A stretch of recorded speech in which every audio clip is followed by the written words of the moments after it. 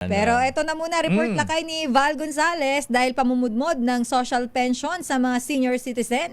Magpapatuloy daw yan ngayong buwan ayon sa DSWD. Aba, good news yan sa ating mga lolo at lola. RH5, Val Gonzales. Val? Magandang balita ito, Sister Ella at Mayor, doon sa mga senior citizen o doon sa mga nakatatanda.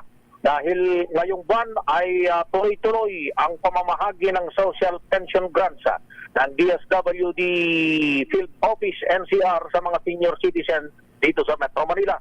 Ayon sa ahensya, nakapagbigay na sila ng pension sa mga lungsod ng Caloocan, Nabotas at maging sa San Juan. Kabilang sa mga nakatanggap ng tiga 6,000 piso ang 1,330 mga benepisyaryo sa lungsod ng Caloocan, habang 1,548 1,548 na benepisyaryo naman sa Nabotas ang nakatanggap din ng kahalintulad na halaga. At sa San Juan City, nabigyan na rin ang 1,144 na mga benepisyaryo. Ang nasabing programa ay naglalayong tulungan ng mga indigent na senior citizen.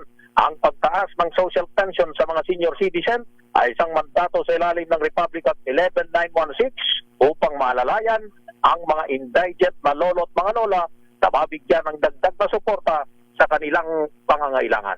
Ako si Val Gonzales, DZRH, una sa Pilipinas, una sa Pilipino. Daming